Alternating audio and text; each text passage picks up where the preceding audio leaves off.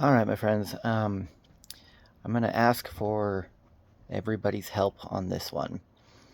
So I'm going through some of Isaiah and was wondering if everybody would like to go through Isaiah with me. I am by no means some kind of Bible or Book of Mormon scholar. Um, I'm just a regular guy. My ADHD kicks in, the bipolar, the depression, like all that. I've talked about them before, and um, right now I've got a little more free time, but I am actively job looking. And while I've got time, I've been looking and come to a realization.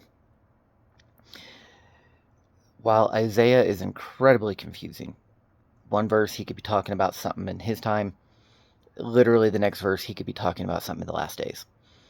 And then the next verse he could be talking about another era altogether. Like he jumps around so much. Isaiah is incredibly confusing.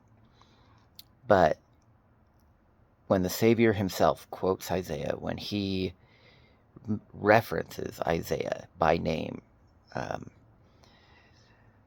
Isaiah is an incredible book, an incredible prophet, and Nephi copying many of the verses, especially the early stuff from Isaiah, like I think it's like 1 through 20, roughly. He's copying directly off the brass plates where the original was at. So there are very minor differences. A word added, a word taken away, a word changed. But Nephi loves simplicity. So sometimes if you're reading through, you'll get 5, 6, 7, 8 chapters of Isaiah, but usually before or just after, you can kind of put stuff into context and gather what is being said. And he utilizes the Isaiah chapters that are a little easier to understand. But what I have also found is by deep diving not only between the Bible and the Book of Mormon, but looking up words. Like if a word is changed, I want to know what that word was in the Book of Mormon and the Bible. I want to know what was that word? Why did it get, what did it mean? How does it change the verse? So,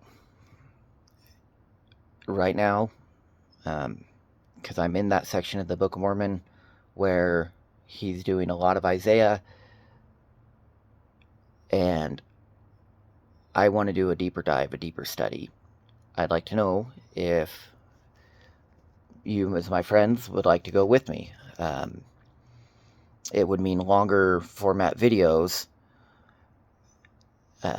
We can do a quick read of, whatever the verse, whatever the chapters, we're studying. We can do that as the shorts, but then I can do a deeper dive where we compare the two and look up specifically what, if there's any changes, what those words mean, catching words throughout that might change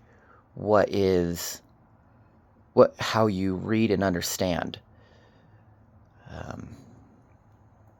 So, if you would like to go along for an Isaiah study, I would love your input for the non-LDS friends of mine, those who are watching and following.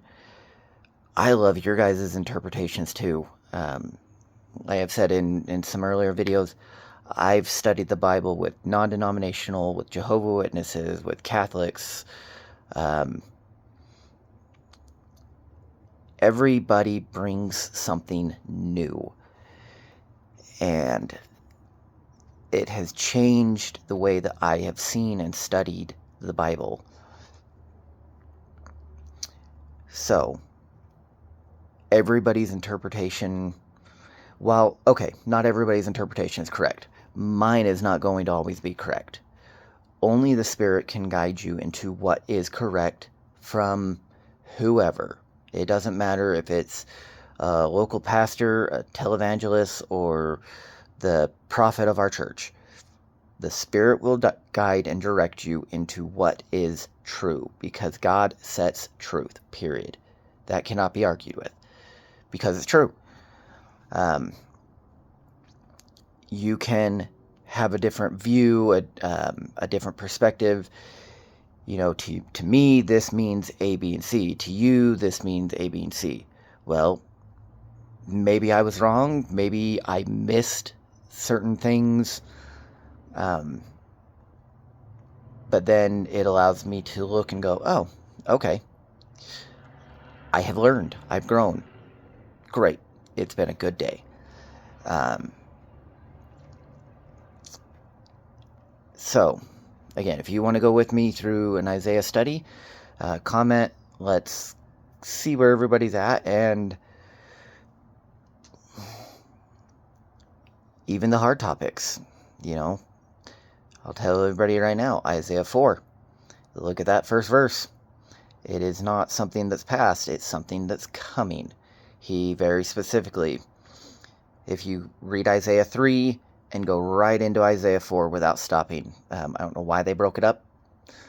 From what I have read, and it's a continual thing. Isaiah 4 actually shouldn't exist as we know it.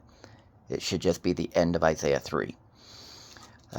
So he is very clearly talking about the last days, about Zion, the millennial kingdom, all of that.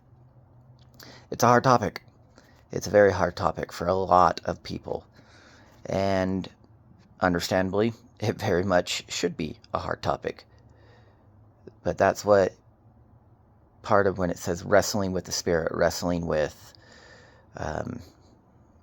God, understanding why. Why is something like that taught, allowed, pushed, whatever, good, bad, ugly. Everything is in the scriptures for a reason, and everything